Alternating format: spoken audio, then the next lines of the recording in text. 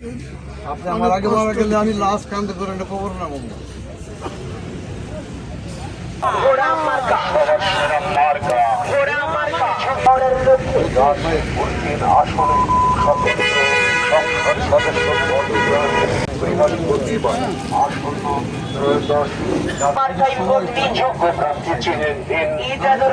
মিলন ভাইদের চমৎকার মিলন ভাইয়ের অঙ্গীকার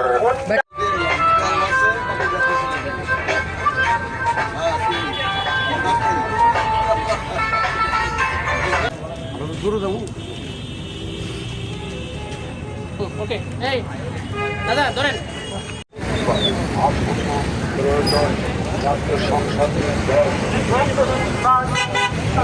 পাওয়ার কারণে এবং নির্বাচন নিরপেক্ষ হবে, প্রভাবমুক্ত হবে, যে কারণে আমি প্রার্থী হয়েছি এবং জনগণের সমর্থন ভালোবাসা আমার আছে।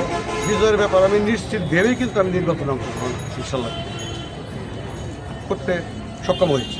আচ্ছা, গণভোট নিয়ে আপনার কাছে জানতে চাই, যেহেতু জাতীয় নির্বাচন এবং গণভোট একসাথে, আপনি একজন প্রার্থী হিসেবে এটা নিয়ে কোনো প্রচার প্রচারণা করছেন কিনা?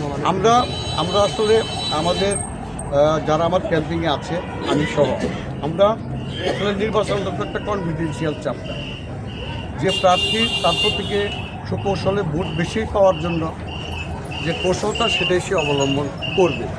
আর আপনি যে না হা ভোটের বিষয়টা বলছেন, প্রত্যেক ভোটারেরই বিবেক আছে, তারা বিবেক খাটিয়ে তারা তাদের ইচ্ছা পোষণ